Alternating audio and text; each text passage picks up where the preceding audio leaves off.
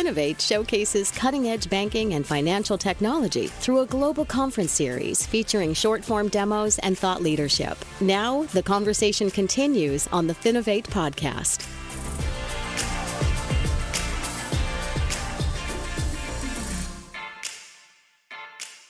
Hey, and welcome to the Finovate podcast. We've got a special episode today. We are recapping our Finovate Europe Best of Show winners.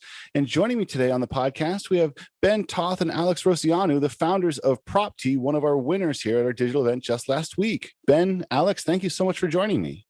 Thank you for having us. Hi, everyone. So for people who haven't seen your demo video yet, and for anybody who's in that category, I should say you should go and take a look at it. It's available at finovate.com. But can you guys just give a quick background on Propti, sort of that high-level summary of what it is? Yeah, sure. So Propti is property investing app. We like to call it the Robin Hood of property investing. So what we want is to get the best of property investing in the physical world and the best in digital world, which is like the Robin Hood of stock, for stocks. We want to combine these two and make an experience for people to be able to invest in property from only £1 with no effort. So just download an app and then browse the market, pick individual properties, tap buy, invest as much as you want, and then wait every month, and you're going to get rental income. So that's the high level idea of Propti. Yeah, and it's a really cool platform, and I think the simplicity of it, how easy it is to use, is something that really resonated with a lot of our audience. But let's take a big step back, because I think most people would say that it's generally a good idea to try and invest in property or real estate if you can. But can you guys give your perspective on why you think it's so important for everybody to be able to get into this market? Yeah, it's so there's property as an asset class, and we can invest as retail investors. Anyone can invest in anything so far apart from property. So it's super hard to go out and find a house and then actually buy that house as an investment vehicle. So we believe that it's such a fundamental asset class. It's been around for the longest time, and we still cannot access it. So I think why it's important is that because, many people, mainly high net worth individuals, make a lot of money on property, and the little guys like us and retail investors have no access to the market. And it's it's a safe asset class.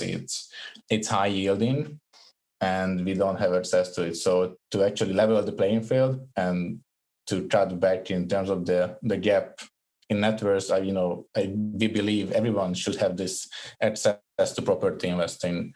I think that's spot on. I mean, and as you guys pointed out in your demo, I think one of the more effective pieces of the demo was sort of when you're saying, I want to buy cryptocurrency, I want to invest in stocks. There's apps for these pieces. There hasn't been an app for this type of property investing when it comes to really being able to, as you say, invest with just £1, starting at that level, and then whatever you can get into still kind of buys you into the game, basically. So I think I sort of get a sense of where this is, but I'll ask the question anyway. When you guys designed this, what group were you really hoping to reach with this technology? Or maybe put another way, who do you think has the most to gain from Propti? I'm going to say people like us. That's been our mindset from the beginning. We need to solve a problem that we have, and it is something that we've wanted to have for a long time. But also we're trying to capitalize on the new trends. So if you look around, there's tons of new investing apps. And in particular, millennials, they're starting to care more about investing, about finance, stocks. And yeah, we think it's a great time to bring something new on the market. Yeah, and it's 46 years of age, the average first-time buyer for a buy-to-let property. So basically, when you start working around 24 years of age, you need to wait more than 20 years to get into property investing. And that's just shocking because, you can start investing your money into anything, without any education. So you can invest in any altcoins or cryptocurrency without any education on your side. And there's an asset class that we fundamentally know and have experience with, such as property, and you need to wait 20 plus years and work super hard to be able to get that mortgage to buy the property. So I think that's super unequal, and we need to make it better for everyone. Well, and certainly I think you can say the property investment industry has been has had really high barriers to entry, right? It's been really difficult for people to, become a player, to get to a point. And honestly, that number you said, 46 years old, is not surprising. That sort of sounds correct. But at the same time, to your point, this is maybe 20 years later than you could theoretically get into this. And here's, I think, one of the things that I've always really enjoyed about fintech as a whole, which is this kind of democratization of access to these investment categories, to these assets that you can hold. And I think we've seen people kind of playing around with real estate, and there's been a couple of other plays people have tried to sort of open the door there, but it's been a really difficult one to crack because there are so many different elements to it. And this kind of brings me to my next question. Obviously a best of show win at Finovate, I think, is going to open a lot of doors for you, but what do you see as being kind of the biggest hurdles you're facing right now as you look to grow and really get into this ecosystem? That's got to be regulation. Sure. We are used to just building something, connecting to APIs, creating an app, a website, and then putting it out there, actually giving it to people and then using it without hurdles. And now in fintech, we found out that there are so many rules. You basically need a permission for everything. Yeah. So that's one of the things we're trying to figure out right now. Yeah, has that been a steep learning curve for you guys, just on the regulation side of piece? I mean, I guess I'll ask another question. Where are you kind of getting your advice for as far as making sure that you're compliant and everything? It is a steep learning curve. The FCA handbook is quite long, to be honest. Yeah. But we do. So we started reading the handbook ourselves, and we started getting into it deeper and deeper. So that's one way we get our information. But obviously, we're not lawyers, so we're also quite limited in how much we can rely on ourselves for this. So we do talk to lawyers as well. Yeah. Sure. Yeah. And our tactic actually that works quite well is to try and offer partnerships, or go to them and ask what how can we work together and what are the licenses we need in the certain areas. And since they are lawyers, they would tell you for free, believing that they are, there's a partnership coming up. Mm-hmm. And we want to partner with these guys, and they help us a lot in this. So I think that's a good way to just, go out there and talk to people who are like older, experienced guys in the market, and they exactly know what you need, because it takes a long time to get to that level. You need long years of experience, studying law and all these things that we don't have.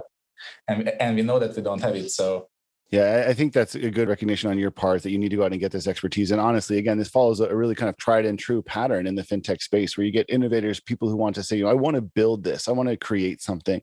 And then you can kind of temper that with the experience of people who can come at it from a compliance standpoint, from the compliance side, which is, I think, really helpful, that partnership, that being able to kind of marry those two sets of expertise together. I know another piece that's kind of probably an ever-present concern for you guys is sort of fundraising. How's fundraising going for you? How's that been? It's weird because it's fintech. So normally VCs want to see some working prototype and some product that's in the market for you to be able to fundraise a lot easier than just with the concept. But for that, in fintech, you need to have all the rules, and you need to comply with all the, you need to have all the authorization, you need to comply with all the rules out there. So, and to get that, you need funding. So it's like a catch-22 situation when you need to get the funding to get the rules, but you need to get, and you need to get authorization to get the funding. Yeah. So it's quite hard, because some VCs say, we would be interested once you have FCA authorization. Some other VCs say that once you have, 10,000 customers and X amount of properties, then we would invest. But, it's super hard to find someone who would take a bet and actually fund us before we launched. Sure. So if if anyone out there listening and wants to fund, wants to invest in us, just hit me up at ben@property.io. Sounds like there may be an opportunity for the right type of VC to get involved. I think it's a good point to just bring up now. So I want to end the conversation with something that's a little bit lighter, because I think there's for people who've been listening here, you probably get a sense that these two guys obviously are very comfortable with each other. You guys made the decision to become roommates, and over the course of the last year, obviously this decision, who you room with, is no small decision, because you end up spending kind of all day, every day with the people who are inside the same four walls as you.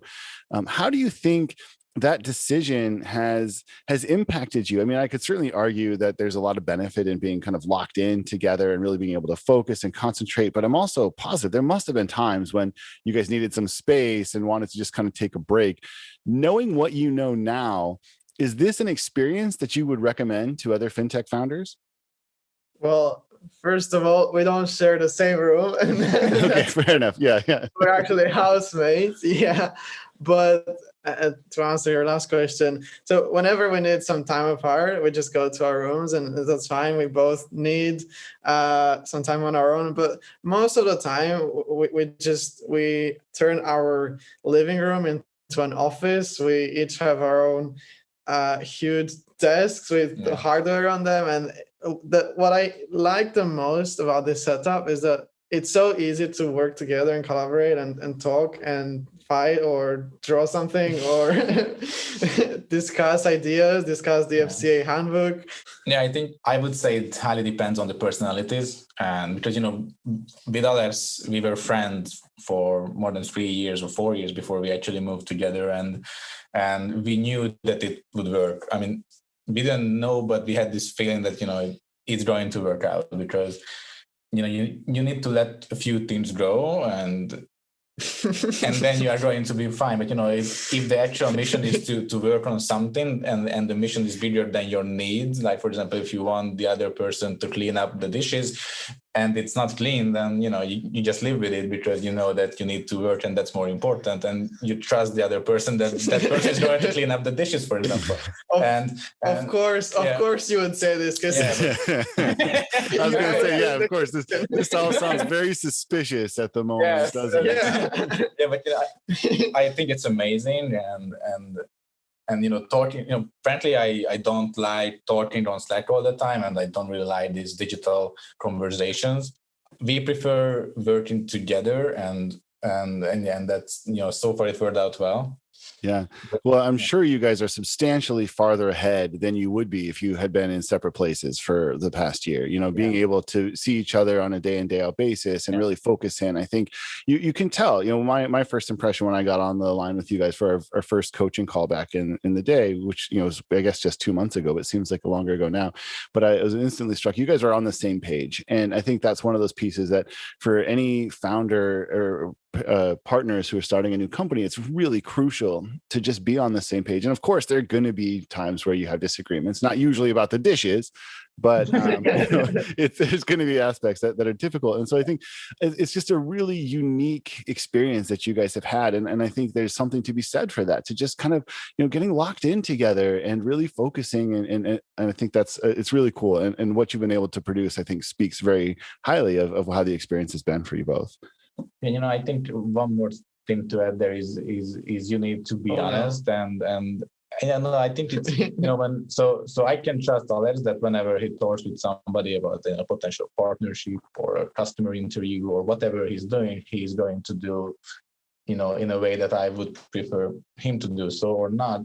If it's not, then he's going to tell me that I did this wrong, or he would ask me like, what did he do, how was it. We are honest with each other, and we ask for feedback from each other, and we learn together, and that's super important, I think. And so I don't know, for example, last time I had an investor call, and then he listened to it, and then I asked him right away, okay, did I do something wrong? What's your feedback? Let's improve together. And I think once you can create that culture, you are a lot better.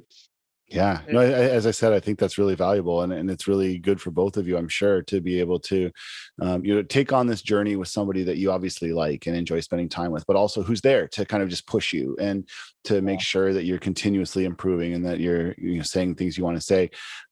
Well, that is all the time we have for today. As I said at the outset, do go check out their video at finovate.com/videos. The company is called PropTee, PROPTEE, and I've been talking with Ben and Alex, the co-founders. Thank you again for joining us. This has been a great conversation, and congratulations again on winning Best of Show. Thank you. Thanks, Greg. The Finovate podcast is produced by Informa Connect in association with Provoke.fm Media. Check out Finovate.com for information on Finovate's upcoming shows and to learn how you can get involved. The discount code Finovate Podcast will save you 20% on tickets to all of our events. And you can email us at info@finovate.com for information on sponsoring, speaking, or demoing. Thanks for listening.